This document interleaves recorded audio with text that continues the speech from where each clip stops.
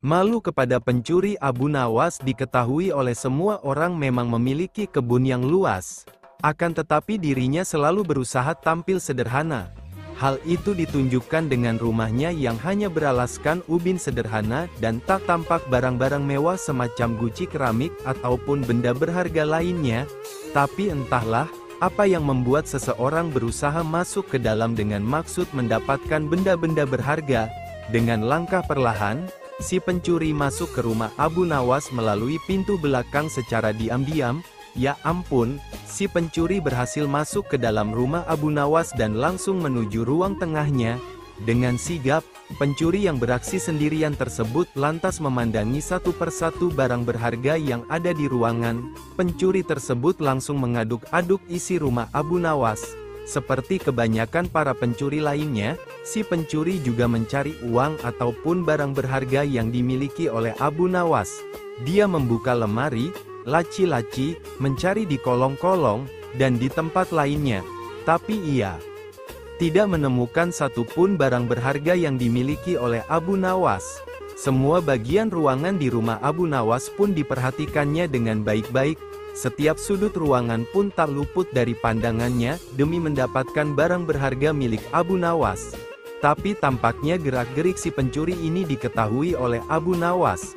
Hanya saja, mengetahui rumahnya didatangi pencuri, Abu Nawas bukannya berteriak minta tolong, dirinya malah bersembunyi di sebuah kotak besar yang berada di sudut ruangan dengan harapan si pencuri tidak mengetahui keberadaannya. Si pencuri ini sangat leluasa mencari barang berharga di rumah Abu Nawas. Namun hampir selama 1 jam si pencuri tidak menemukan satu barang pun yang berharga. Pencuri hampir saja menyerah dan memutuskan untuk keluar dari rumah Abu Nawas tersebut. Tapi tiba-tiba matanya tertuju pada kotak besar yang terletak di sudut ruangan kamar Abu Nawas. Si pencuri sangat senang karena dia yakin kalau dalam kotak itulah disimpan harta benda yang dia cari. Dalam angan-angannya, di dalam kotak besar tersebut tersimpan beberapa batang emas ataupun beberapa butir mutiara yang jika dijual akan menghasilkan banyak uang yang dapat digunakannya untuk berfoya-foya. Walaupun kotak besar itu terkunci kuat dari dalam, tapi dengan kekuatan penuh, pencuri itu berhasil membuka kotak tersebut. Hia, pencuri dan Abu Nawas saling bertatapan muka dan kaget satu sama lain. Dan pencuri sekaligus kecewa karena di dalam kotak besar itu juga tidak terdapat apa-apa kecuali Abu Nawas yang meringkuk di dalamnya. "Hei, apa yang kau lakukan di dalam situ?" tanya si pencuri. "Aku bersembunyi darimu," jawab Abu Nawas dengan malu. "Memangnya kenapa?" tanya pencuri lagi. "Aku malu kepadamu, karena aku tak punya apapun yang dapat kuberikan kepadamu. Itulah alasan kenapa aku bersembunyi di dalam kotak ini," jawab Abu Nawas lagi. Setelah mendapat jawaban tersebut, si pencuri pun pergi meninggalkan rumah Abu Nawas begitu saja dengan tangan hampa, dengan perasaan kecewa dan heran. Kenapa si Abu Nawas yang memiliki kebun luas kok bisanya tidak memiliki satupun barang berharga yang dimiliki? Itulah Abu Nawas. Dia tampil dengan sangat sederhana dalam kehidupannya, namun dia selalu bersyukur kepada Allah karena dia yakin kalau orang yang lebih fakir dari dia masih banyak. Kisah Abu Nawas kali ini mencoba menyuguhkan tentang cara Abu Nawas untuk memeras pemeras, seorang pegawai pemerintah yang telah berani mencoba memeras Abu Nawas. Jangan ditiru ya tabiat dari pegawai pemerintahan yang satu ini. Kisahnya, Al-Kisah pada waktu itu banyak sekali rakyat jelata yang ingin mendapatkan hadiah besar dari sang raja. Karena sudah menjadi aturan kerajaan, bagi siapa saja yang bisa membawakan berita bagus untuk raja, maka ia akan mendapat hadiah yang sangat besar. Tentu saja haruslah baginda senang mendengarnya. Kalau tidak, pancung hukumannya. Dari itu, tidak semua orang berani begitu saja menghadap dan menyampaikan berita hangat kepada baginda. Haha. Ini si Abu Nawas sukanya mencari uang untuk dibagikan kaum fakir miskin. Mulai tergerak hatinya karena tetangga sebelah rumah banyak yang fakir dengan gaji pas-pasan lagi. Memang Abu Nawas ini terkenal sebagai manusia dengan segudang ide. Dia bermaksud ke istana untuk menyampaikan sebuah berita yang amat menarik. Abu Nawas yakin kalau yang akan disampaikannya pasti akan membuat baginda girang.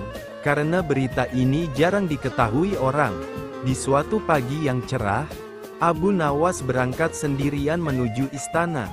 Tetapi semuanya tidak seperti yang dibayangkan semula karena ia harus berhadapan dengan pengawal, penjaga pintu gerbang istana. Penjaga itu yakin bahwa Abu Nawas adalah orang yang sangat cerdik, bahkan paling cerdik di negerinya. Dari itu, tidak mungkinlah Abu Nawas gagal untuk menyenangkan hati Baginda. Gumam si penjaga gerbang. Penjaga itu berlagak acuh tak acuh berkata kepada Abu Nawas, "Wahai Abu Nawas, engkau akan aku izinkan masuk, asalkan engkau berjanji terlebih dahulu kepadaku," kata penjaga pintu gerbang itu. "Janji apa?" Abu Nawas pura-pura tak tahu. "Engkau harus berjanji kepadaku bahwa apapun hadiah yang engkau terima harus dibagi sama rata denganku," kata penjaga pintu gerbang istana. "Baiklah," kata Abu Nawas jengkel. Setelah Abu Nawas menjanjikan separuh hadiah yang akan diterimanya dari Baginda, barulah penjaga itu mengizinkan Abu Nawas masuk. Kejengkelan Abu Nawas terhadap penjaga gerbang yang nakal ini berubah menjadi dendam yang berkobar-kobar. Akhirnya Abu Nawas mempunyai ide untuk memberikan pelajaran berharga buat pengawal, penjaga pintu gerbang istana itu. Setelah masuk istana, Baginda Raja Harun al-Rasyid merasa sangat senang. Rasa senang ini sampai ke lubuk hatinya yang paling dalam. Setelah Abu Nawas menyampaikan berita yang amat langka dan jarang diketahui oleh manusia, Baginda pun merasa sangat senang dan puas.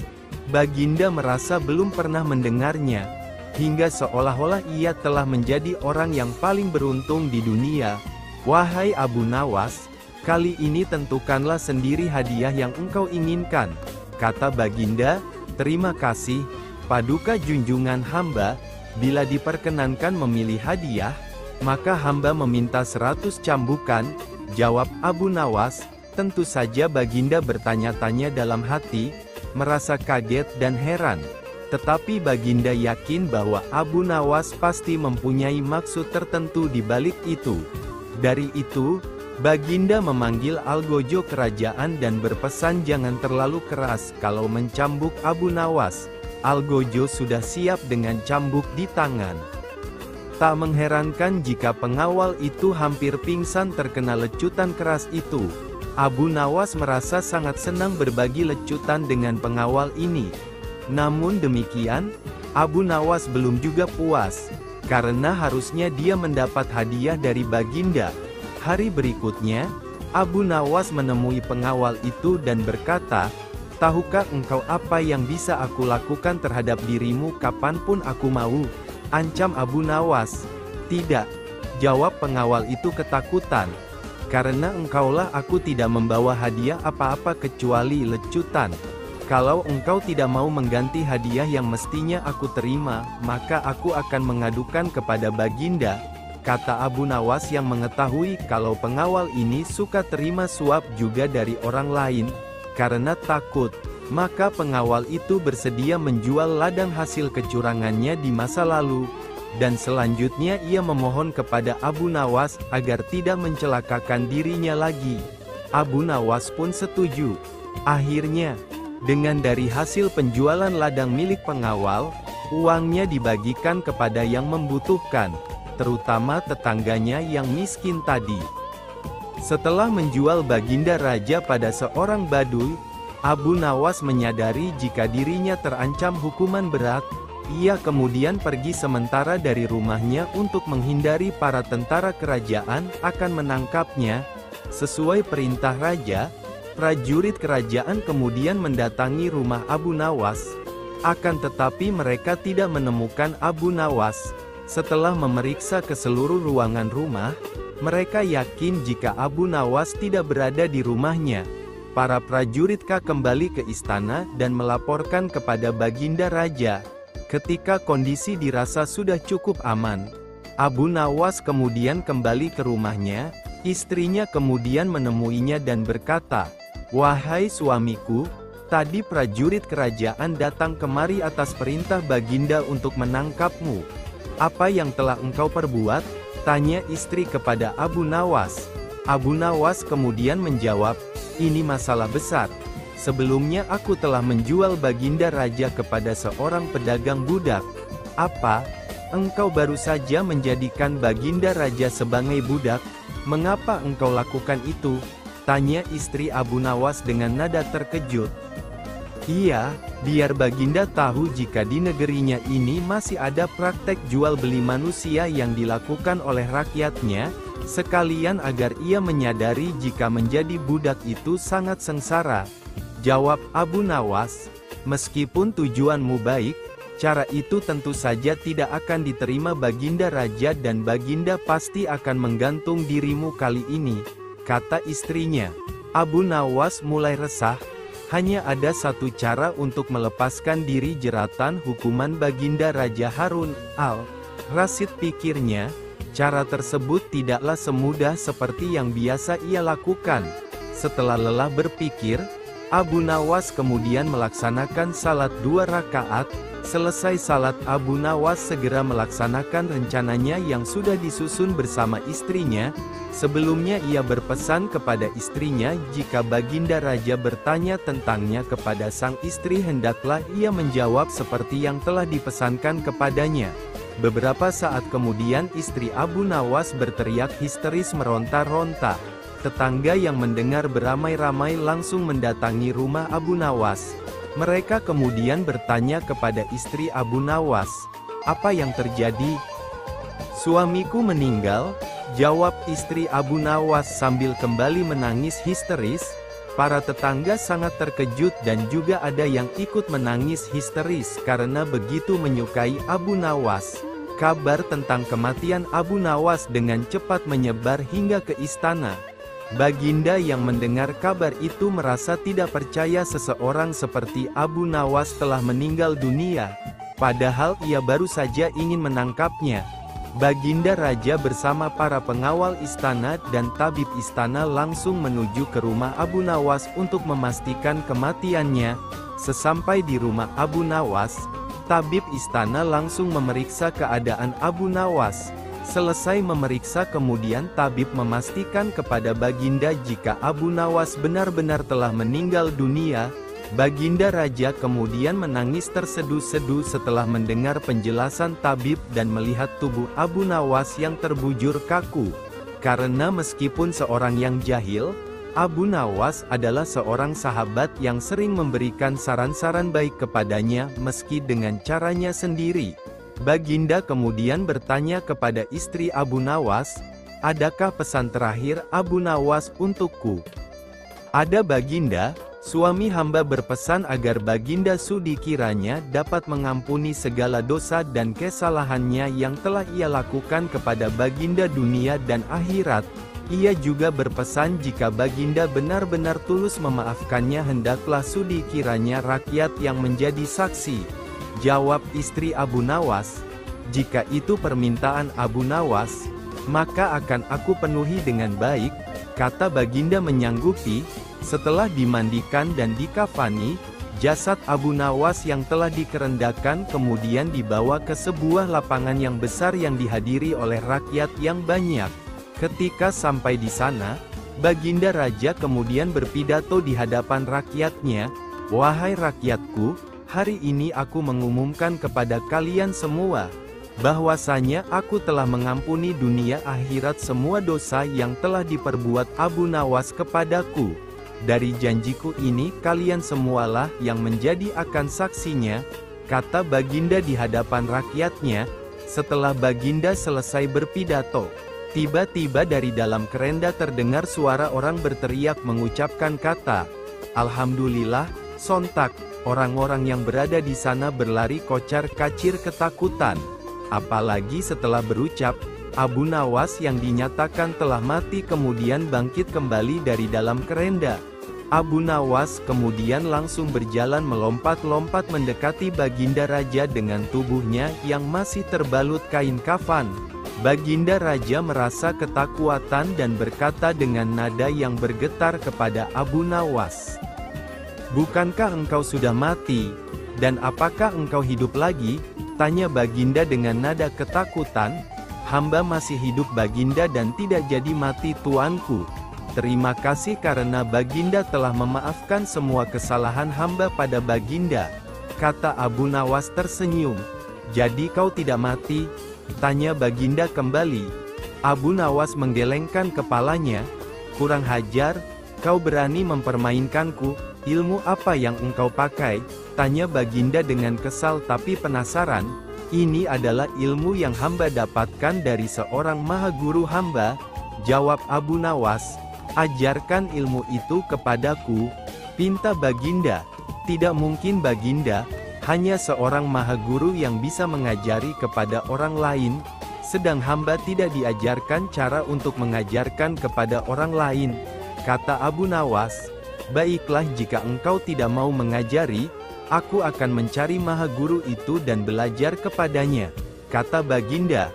Sungguh disayangkan sekali wahai Baginda, maha guru itu sudah benar-benar meninggal dunia, tidak sepertiku yang bisa hidup lagi, kata Abu Nawas.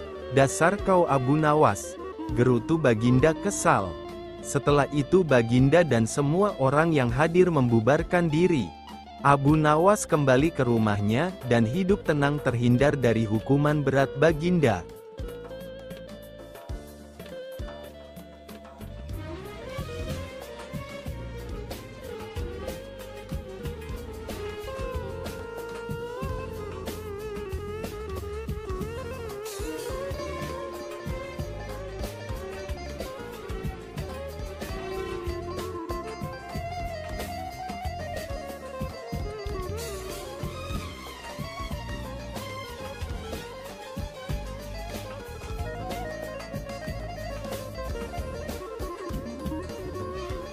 Taruhan yang berbahaya. Pada suatu sore ketika Abu Nawas ke warung teh, kawan-kawan sudah berada di situ.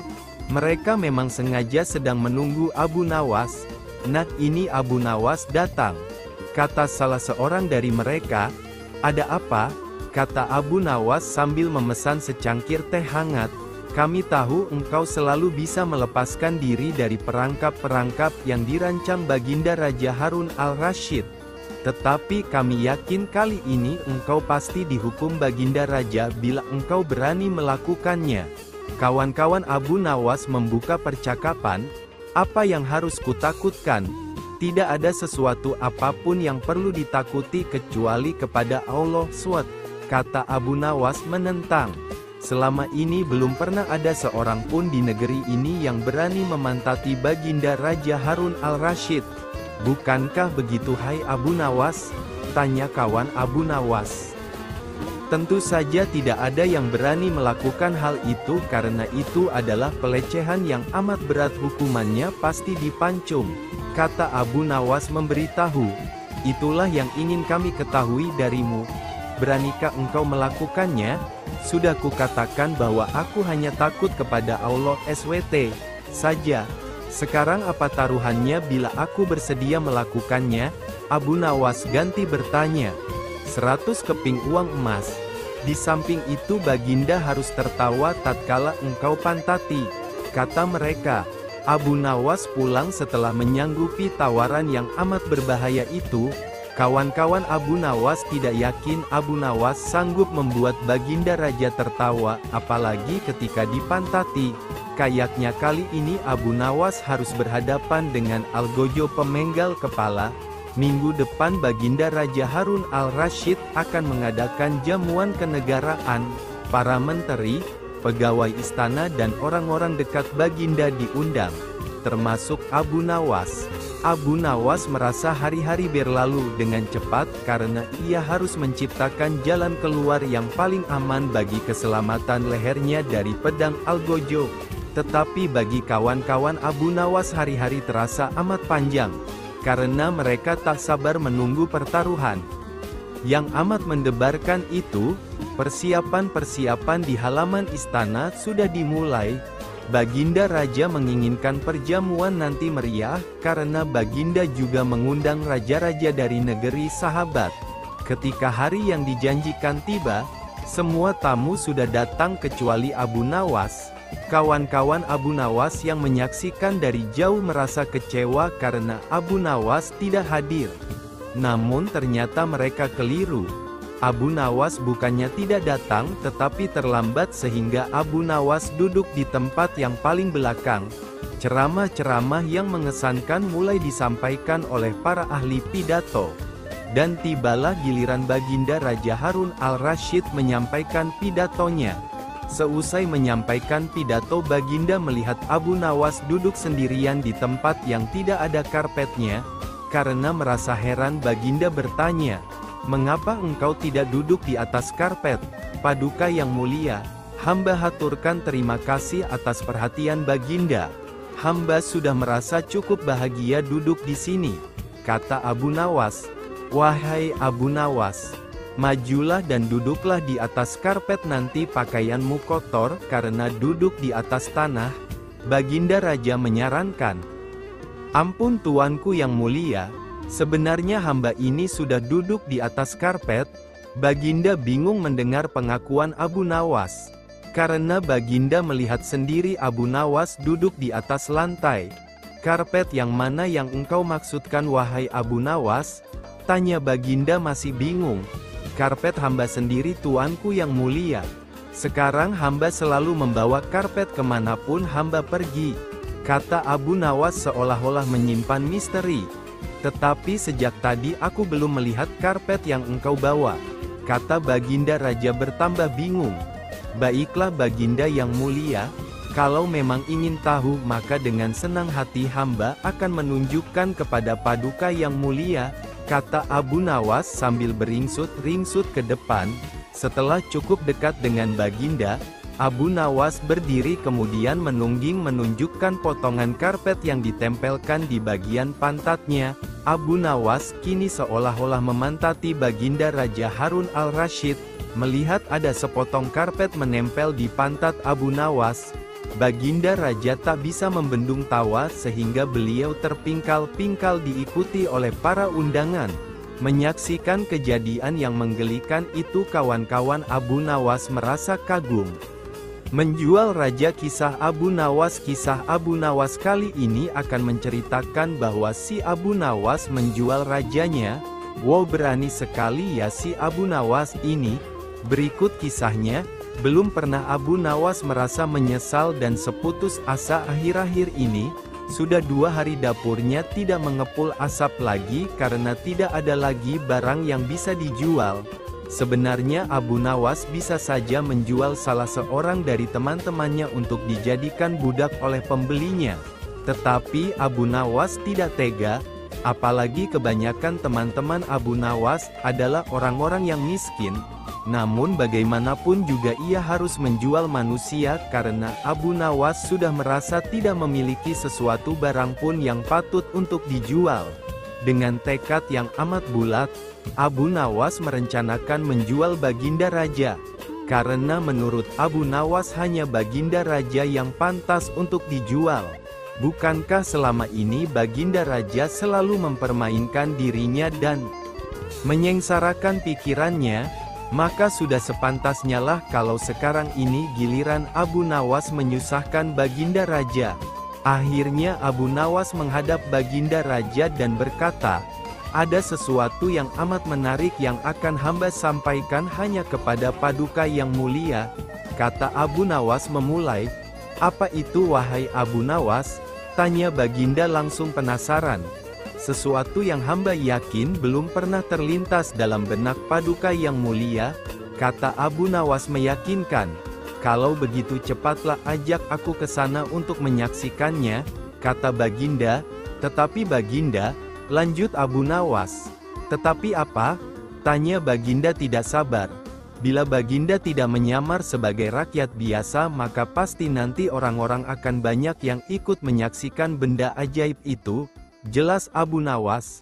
Karena begitu besar keinginan tahuan Baginda Raja, maka Raja bersedia menyamar sebagai rakyat kecil seperti yang diusulkan oleh Abu Nawas. Kemudian Abu Nawas dan Baginda Raja Harun al-Rasyid berangkat menuju sebuah hutan. Setibanya di hutan, Abu Nawas mengajak Baginda Raja mendekati sebuah pohon yang rindang dan memohon Baginda Raja menunggu di situ. Sementara itu Abu Nawas menemui seorang kenalan yang pekerjaannya menjual budak. Abu Nawas mengajak pedagang budak itu untuk melihat calon budak yang akan dijual kepadanya dari jarak yang agak jauh. Abu Nawas beralasan bahwa sebenarnya calon budak itu adalah teman dekatnya, maka dari itu Abu Nawas tidak tega menjualnya di depan mata. Setelah pedagang budak itu memperhatikan dari kejauhan, ia merasa cocok. Abu Nawas pun membuat surat kuasa yang menyatakan bahwa pedagang budak sekarang mempunyai hak penuh atas diri orang yang sedang duduk di bawah pohon rindang itu. Setelah itu Abu Nawas pergi begitu menerima beberapa keping uang emas dari pedagang budak itu. Baginda Raja masih menunggu Abu Nawas di bawah pohon ketika pedagang budak menghampirinya. Belum tahu mengapa Abu Nawas belum juga menampakkan batang hidungnya. Baginda juga merasa heran kenapa ada orang lain di situ. "Siapa engkau?" tanya Baginda Raja kepada pedagang budak itu. "Aku adalah tuanmu sekarang," kata pedagang budak agak kasar.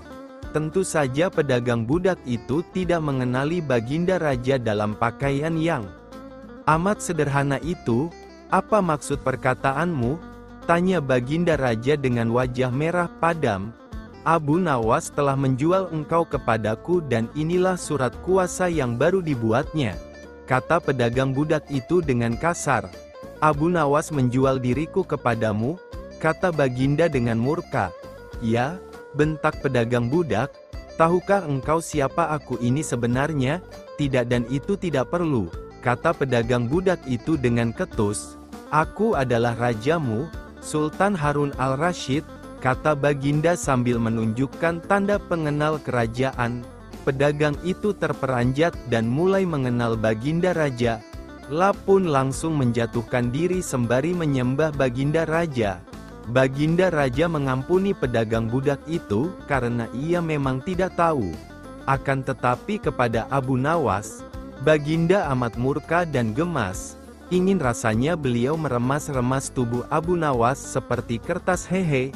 Baginda Raja pulang ke istana dan langsung memerintahkan para prajuritnya untuk menangkap Abu Nawas. Tetapi Abu Nawas telah raib entah kemana karena ia tahu sedang diburu oleh prajurit kerajaan. Dan setelah Abu Nawas tahu para prajurit kerajaan sudah meninggalkan rumahnya, barulah Abu Nawas berani pulang. Abu Nawas mulai menceritakan kepada istrinya apa yang sebenarnya terjadi. Abu Nawas akhirnya memutuskan untuk mengelabui Baginda dengan cara berpura-pura mati. Abu Nawas hanya bisa berpesan kepada istrinya apa yang harus dikatakan bila Baginda datang. Kini kabar kematian Abu Nawas mulai tersebar ke seluruh pelosok negeri. Baginda sangat terkejut, marah dan geram sebenarnya. Namun juga merasa kasihan juga mendengar kabar-kabar meninggalnya. Mengingat Abu Nawas adalah orang yang paling pintar menyenangkan dan menghibur Baginda Raja. Baginda Raja beserta beberapa pengawalnya menuju rumah Abu Nawas. Setelah melihat tubuh Abu Nawas terbujur kaku tak berdaya, Baginda Raja merasa terharu dan meneteskan air mata. Beliau bertanya kepada istrinya, "Adakah pesan terakhir Abu Nawas untukku?"